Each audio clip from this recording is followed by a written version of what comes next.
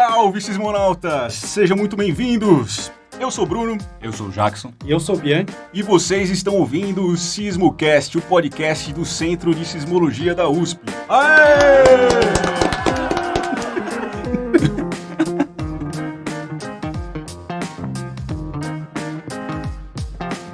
Bom, primeiro eu queria agradecer aí as grandes visualizações em massa do nosso primeiro podcast aí, lançado há algum tempo atrás. Tenho fontes, inclusive, você não sabe disso, mas eu tenho fontes, inclusive, que está sendo ouvido na Argentina. Olha aí. Eu acho que esse português aqui tá parecido com... Pois é. Então, primeiro eu queria agradecer aí gostaria de agradecer esse feedback que vocês deram, umas dicas aí pra gente melhorar de algum jeito e também comentar essa repercussão desse primeiro programa. Até Marcelo Assunção parece que ouviu. Olha aí, você viu? Então, virou um sismonauta.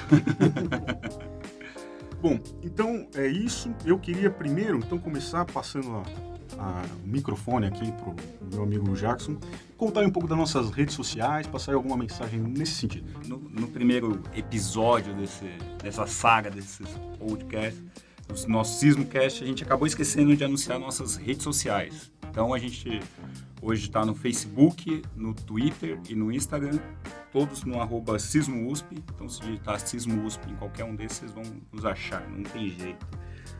Outra rede social bacana de seguir é a página da Rede Sismográfica Brasileira. Lá eles atualizam até mais que as nossas páginas. Tem um pessoal de comunicação, Gustavão está fazendo um trabalho excelente lá. Tem Twitter e Facebook. Facebook Rede Sismográfica Brasileira e o Twitter Sismologia BR. Outras páginas também, o LabSis da UFRN, Laboratório de Sismologia da UFRN, o Observatório Sismológico da UNB, OBSIS UNB, também tem uns vídeos muito legais. Jorge Sandi está fazendo um trabalho muito bacana lá nas redes sociais da UNB, do OBSIS. Tem a página da CPRM, que é o Serviço Geológico do Brasil, Instagram, Facebook e, se não me engano, também Twitter. E além da Ciência USP e Jornal da USP também, que são duas páginas muito bacanas aí. Além da sua também. A minha acho que não é tão bacana quanto essas outras.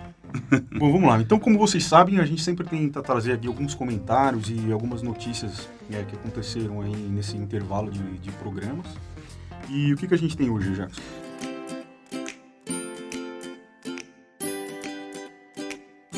Começamos com um comentário aí da nossa última live. Foi da Má Simões. Ela deixou a pergunta no nosso Facebook. Gostaria de saber se a previsão de um mega sismo é verdade. E agora? Vou passar polêmica, aqui, vamos passar a bola. E sobra sempre pra mim. Bom, a primeira pergunta aí é um mega sismo onde, né? Não dá pra pensar em nada se a gente não souber onde. Será que em Marte? Mas em geral, assim, previsão de terremoto não é uma coisa que a gente faça no nosso escopo aí. O que a gente consegue é, a partir das pesquisas que a gente faz e de conhecer o que aconteceu no passado, ter uma ideia do que poderia acontecer no futuro, mas em nenhum momento a gente vai dizer aonde e quando isso vai acontecer. Tem algumas pesquisas mais recentes aí que tentam realmente medir sinais precursores de grandes sismos, isso muito associado às zonas de subducção, que seriam regiões longes, aí do Brasil, ou nas regiões aí que nem Chile, Japão, a gente tem borda de placa, mas é uma coisa ainda bem recente, a gente está tentando entender e lidar com isso daí. Isso daí, de qualquer forma, não seria uma previsão de terremoto, mas seria uma coisa observacional que a gente está observando ali, claro. Um precursor. Alguns sismólogos acreditam que nunca vai poder prever um terremoto. O que vocês acreditam? Vocês são sismólogos da mesa. Não, eu acho que não. Você acha que não? Curto e grosso. Olha só. Eu tô junto com ele.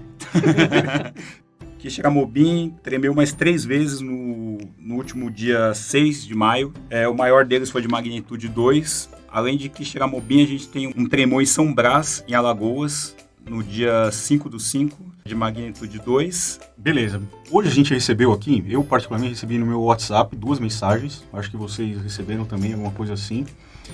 Amigos meus lá, meu pai também mandou uma coisa dessa, que alguns brasileiros, né, na verdade são 2 professores, estão utilizando uma fórmula de prever terremotos para prever oscilações na Bolsa de Valores. Meu pai perguntou por que eu não ganhei dinheiro com isso até agora.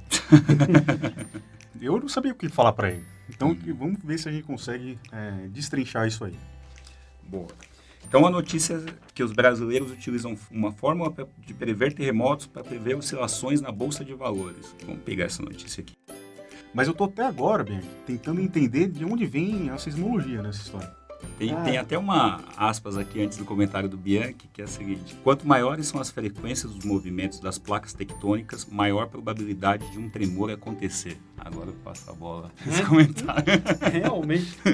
Assim, eu li essa reportagem e eu também fiquei procurando sismologia aí o tempo todo, até que eu cheguei nessa frase e eu tive que parar e ler umas 5 vezes. Na verdade, do jeito que está escrito aí, eu não consigo entender, mas na verdade dá a impressão de que as placas elas ficam vibrando com uma certa frequência e quanto mais rápido ela vibra, mais terremoto vai ter. A chance aumenta. Eu acho que a chance aumenta. Agora, bom, as placas não vibram, né? Elas têm um movimento constante sobre o planeta. Elas não ficam indo e vindo, ou seja, não tem uma frequência de movimento das placas. Eu acho que aí teve um pouco... Pode ser até que funcione o modelo dos caras, mas com sismologia tá furado. Com sismologia, eu acho que esse link aí ficou meio atrapalhado, né?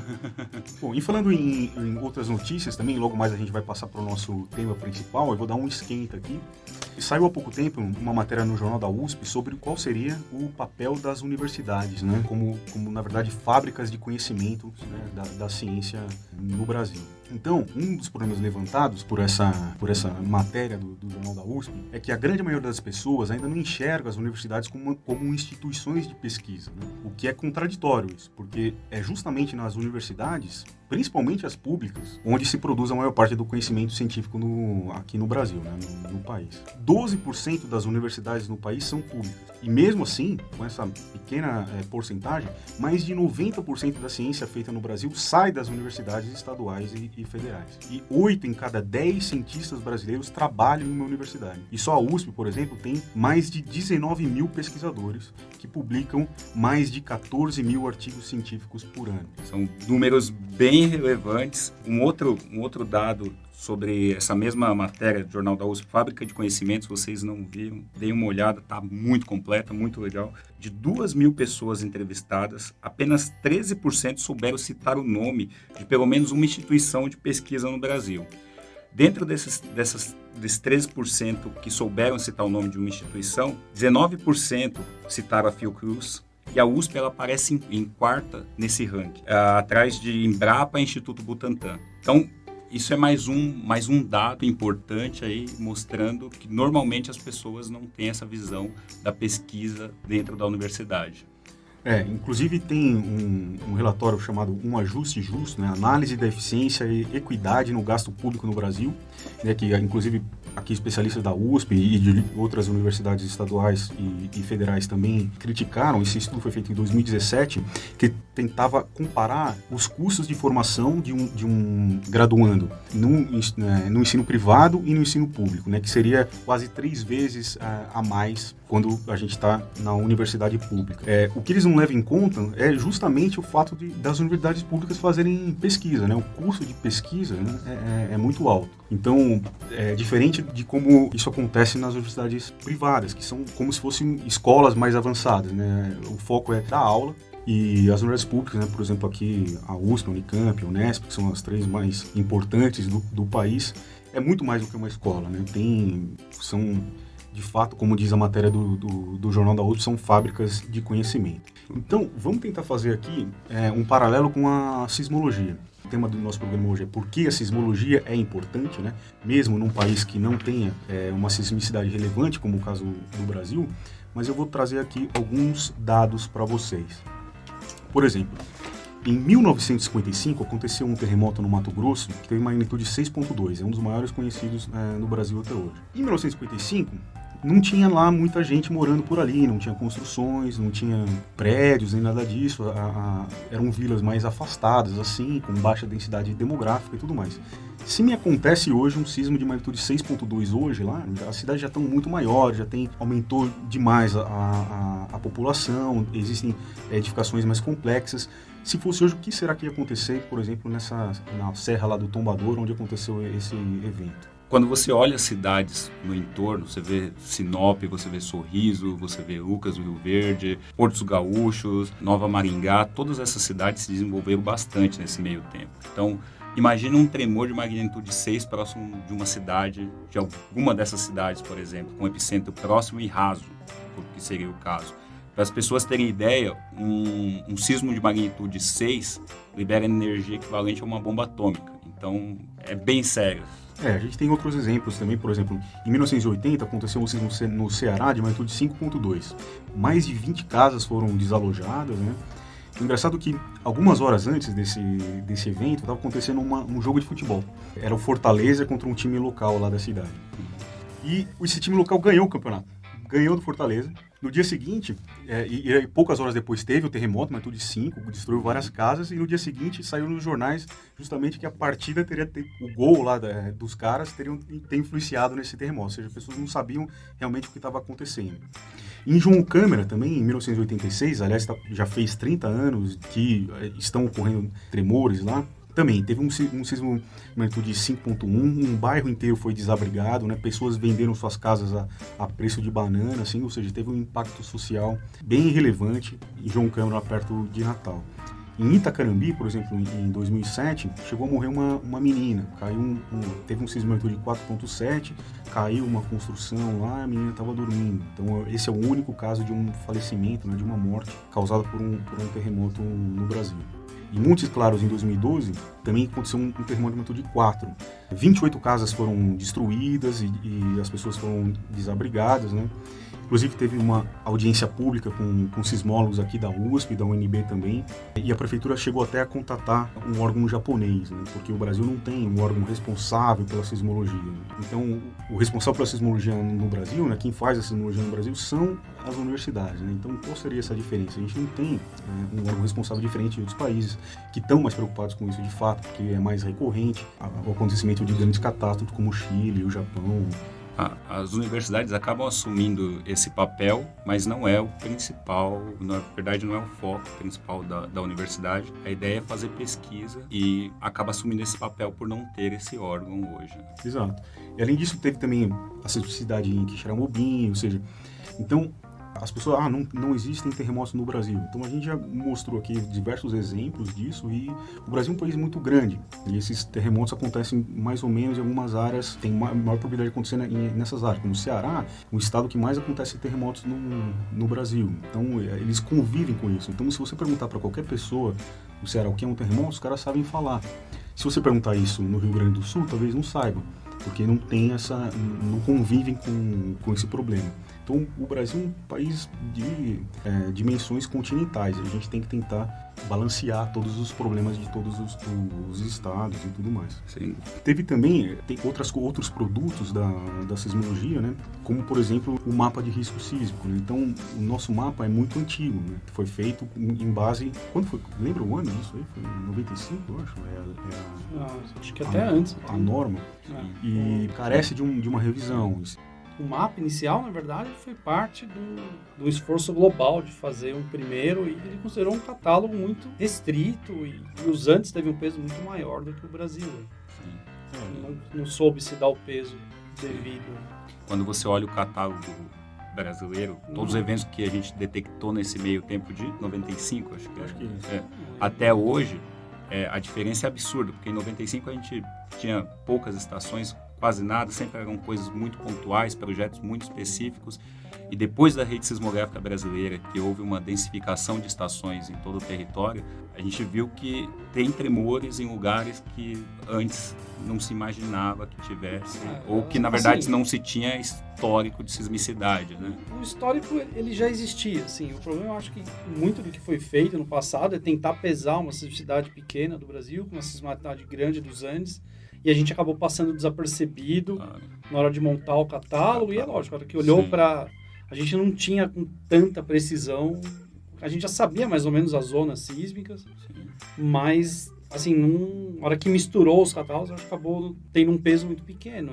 E é por isso que é importante essa atualização. E onde pode ser usado um mapa de risco sísmico? A aplicação direta você vai ter em grandes obras de engenharia, você precisa, por exemplo, você vai querer construir uma usina nova, um hospital novo, você precisa saber quanto de vibração aquela estrutura precisa resistir. Você quer fazer um planejamento de uma nova usina nuclear em Angra, você precisa saber quanto que é a aceleração máxima que aquela usina vai experimentar nos próximos 500 anos.